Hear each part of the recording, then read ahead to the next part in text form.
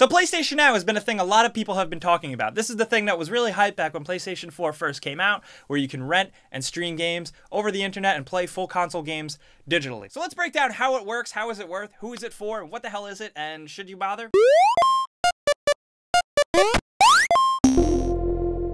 So PlayStation Now, I've had access to the first closed beta, I think that was almost like a month and a half ago, and I got to experiment with it on PS3 and PS4, and they said like there was a non-disclosure agreement where it was like, you can't talk about it.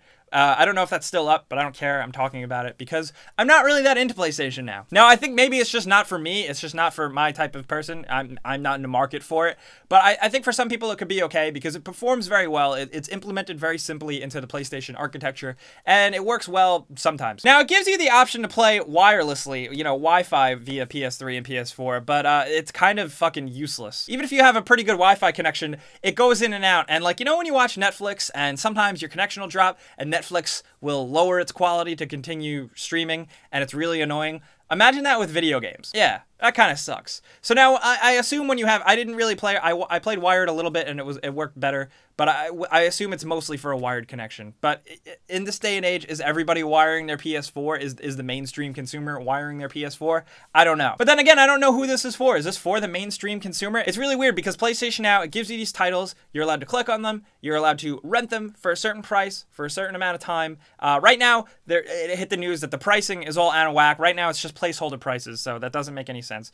But still, overall, like, what's the value of it, especially when you wait for this game to appear on PlayStation Now? It's usually games that you didn't want to play because you wouldn't have waited this long to play them on PlayStation Now and rent them for $4 to play for a day or something like that. And with the prices, while right now they are temporary, it doesn't make sense. Like, what if you spend $4.99 to rent a game for 2 days? And it goes on sale at Best Buy for $7.99 and you can own it forever. It's really just comes down to who you are and how you play games, and I like to play games as much as I can. You know, this is what I do, but I like to play games as much as I can when they come out, and maybe, you know, maybe not when they come out, but maybe a few months down the line I get it for half price, something like that. For games 2 years down the line, it's really something I'm just going to casually dick around with. I'm only going to pay $1 to check out a stupid game briefly. I'm not going to rent the game. You can rent games for like 60 days, and it's basically the price of the game.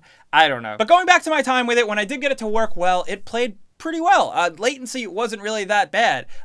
Though when you are playing more action-intense, reaction-heavy games, you will suffer problems. Like, you're not going to play a fighting game on this. You're going to have a little trouble with first-person shooters, but it's awesome for, like, slower RPG games, story-based games, stuff like that. So it does seem like it's kind of a cool service, but it's definitely for people with good internet, money, and people who don't play, like, a lot of games, or maybe they just don't play every game. Like I said, it's really hard to figure out who exactly this is for, and certainly right now, it doesn't seem like this amazing thing that we thought it was going to be, where we could just play old PS2 games, PS1 classics, PS3 games. It's not really like that, but right now the offering is kind of limited, so we shall see. Of course, it is still in beta. But PlayStation Now is going to be like a real thing soon, so I'm curious to see where it goes, because the technology behind it is pretty good. It might not be for everyone, and it kind of sucks if you're not wired, but I am curious to see if any of you guys have access to beta for PlayStation Now and have spent time with it. Let me know what you think in the comments. And if you haven't played with PlayStation Now at all, let me know if you will when it comes out finally. Is this your type of thing? Is this not your type of thing? Are you really going to bother? Do you see yourself renting a bunch of games on this and playing it